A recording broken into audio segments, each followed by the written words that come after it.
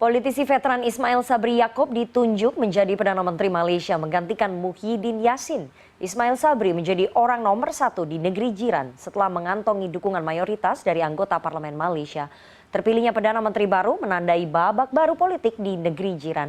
Untuk mengulasnya lebih dalam, kita sudah terhubung melalui sambungan Zoom dengan Sudarnoto Abdul Hakim, pengamat politik Malaysia dari UIN Jakarta. Selamat sore Pak Sudarnoto. Selamat sore Mbak. Oke. Pak, setelah 17 bulan berkuasa, Muhyiddin Yassin akhirnya mundur dari digantikan oleh Ismail Sabri Yaakob. Pergantian kepemimpinan di Malaysia ini cukup cepat, Pak. Sangat dinamis. Bagaimana melihat peta politik di Malaysia yang sekali lagi begitu sangat cepat dan dinamis, Pak Sudarnoto? Ya, sebetulnya apa yang terjadi pada hari ini memang terkait dengan kepemimpinan Muhyiddin Yassin yang naik sebagai Perdana Menteri tanpa pemilu ya. Itu afirmasi ya. Dengan saya mengistilahkan dengan politik pintu belakang. Jadi memang muncul sebagai Perdana Menteri yang sekaligus membawa masalah politik di Malaysia. Nah, karena itu selama 17 bulan ini situasinya memang berat karena memang fokusnya itu harus menyelesaikan soal COVID ya, kemudian economic recovery yang luar biasa. Nah, sebenarnya pada masa-masa awal itu sudah bagus ya. Malaysia termasuk negara yang cukup cepat menangani COVID. Tetapi semenjak pemilu di Sabah September tahun lalu itu mulai meledak kembali arus baru COVID ini sehingga jumlah korban semakin tinggi. Nah, itulah yang kemudian mendorong Perdana Menteri untuk meyakinkan kepada Raja supaya diberlakukan undang-undang darurat untuk menangani COVID ini. Tetapi memang tidak mudah ya, karena di kalangan oposisi misalnya itu melihat bahwa apa yang diusulkan dengan undang-undang darurat itu sebetulnya adalah ada kepentingan Muhyiddin untuk memperpanjang kekuasaan. Jadi memang sudah mengandung motif politik dan persoalan politik di dalam negeri, tidak konflik atau ketegangan antara elit. Nah, saya kira ini kemarin itu puncak ya, puncak ketidaktahanan ya, saya menyebutkan. Jadi tidak tahan menghadapi desakan-desakan untuk mundur dari kekuatan oposisi. Bahkan seperti yang tadi disebutkan, 15 anggota UMNO dari 38 itu kemudian menarik untuk tidak memberikan dukungan. Maka jatuh itu. Jatuh. Oke. Pak, sosok Ismail Sabri Yaakob sebagai Perdana Menteri baru apakah semakin menancapkan pengaruh UMNO di pemerintahan negeri jiran kalau Anda lihat?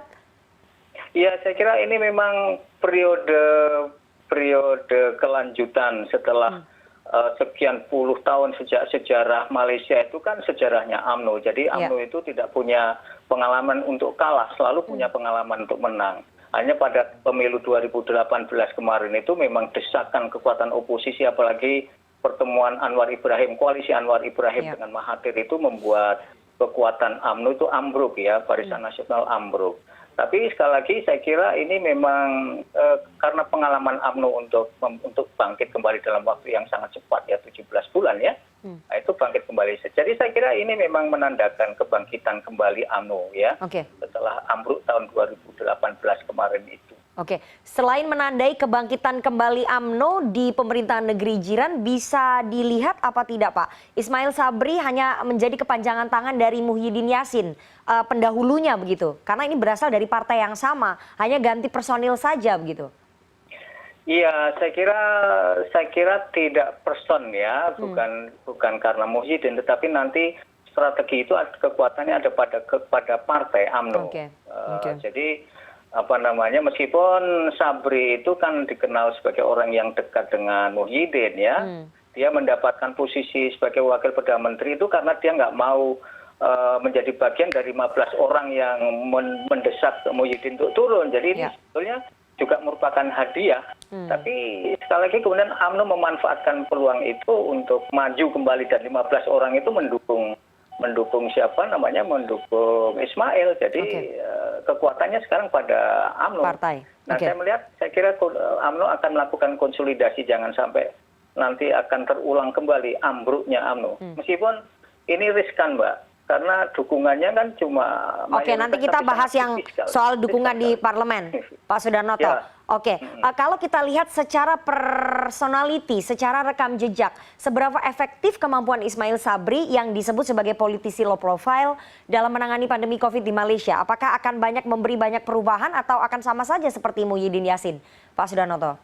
Iya, dia menghadapi situasi yang sulit juga. COVID itu kan masih berat. Malaysia itu masih tinggi korbannya. Jadi dia memang harus konsentrasi untuk menangani itu. Tapi dia terbantu dengan, saya melihat justru dia terbantu dengan COVID ya, sehingga kekuasaan itu akan bisa lanjut. Tapi memang kalau saya melihat Ismail itu sebetulnya tidak seperti Mahathir kalau dibandingkan dengan Mahathir atau Anwar Ibrahim ya. Dari karakteristiknya, ketokohannya saya kira mereka memang sangat berpengalaman, senior ya. Nah, si Ismail ini memang lembut ya, memang lembut. Tapi saya kira dia akan diuntungkan karena didukung oleh UMNO. Jadi saya kira UMNO akan mati-matian, dia tidak akan mau jatuh lagi seperti yang saya katakan tadi. Meskipun Perdana Menterinya tidak kuat-kuat betul. Karena dukungannya pun cuma berapa.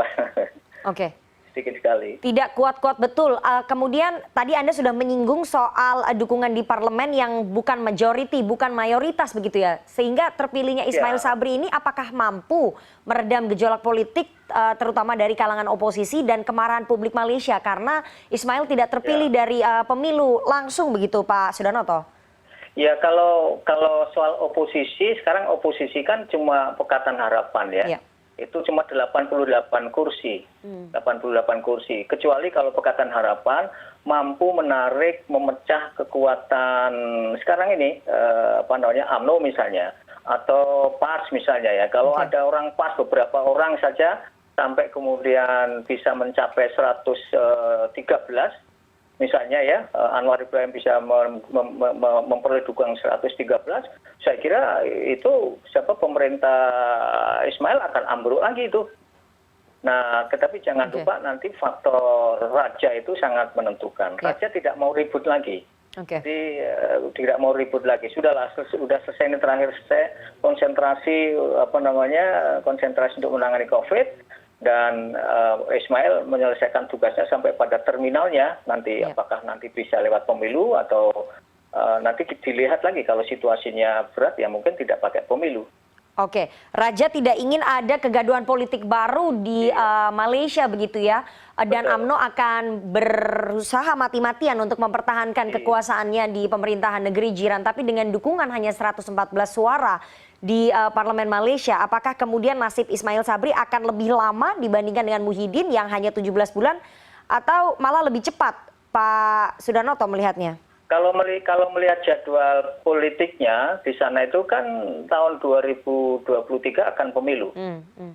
Jadi 2023 itu pemilu. Kalau misalnya COVID itu mereda maka pemilu akan diselenggarakan 2023. Tapi kalau tidak mereda saya kira Raja atau parlemen juga akan membuat satu mekanisme baru. Bisa saja membubarkan atau bisa saja nanti melakukan afirmasi politik affirmation lagi misalnya. Tapi kalau melihat jadwalnya ya 2023. Jadi kalau dia berhenti pada terminalnya, pada waktunya yang pas ya sampai 2023 itu Mbak. Oke, nanti kita tunggu. Nanti kita tunggu bagaimana sepak terjang Perdana Menteri Malaysia yang baru, Ismail Sabri Yaakob, apakah akan bernasib lebih beruntung ketimbang pendahulunya Muhyiddin Yassin dan apakah kemudian nanti akan tetap digelar pemilu di Malaysia pada tahun 2023 yang akan menentukan nasib kepemimpinan Ismail Sabri dan juga partainya UMNO di Malaysia. Terima kasih sekali Pak Sudarnoto Abdul Hakim, pengamat politik Malaysia dari UIN Jakarta, atas waktunya kepada CNN Indonesia Newsroom sore hari ini. Saya selalu Pak Sudarnoto. Terima kasih, sehat selalu. Rencana pemerintah Vietnam menerapkan lockdown mulai Senin 23 Agustus memicu panic buying warga di kota Ho Chi Minh City. Pada Sabtu, warga tampak memadati pusat perbelanjaan untuk membeli kebutuhan pokok mereka selama lockdown diberlakukan pekan ini. Rak-rak di supermarket juga terlihat kosong setelah diborong warga. Pihak berwenang khawatir panic buying justru akan membuat pandemi semakin sulit dikendalikan di Vietnam. Selama penguncian wilayah diterapkan, warga kota Ho Chi Minh dilarang meninggalkan rumah. Sejauh ini Vietnam telah mencatat 323.000 infeksi virus corona dan 7.540 kematian. Dengan kota Ho Chi Minh menyumbang lebih dari setengah kasus dan 80% angka kematian.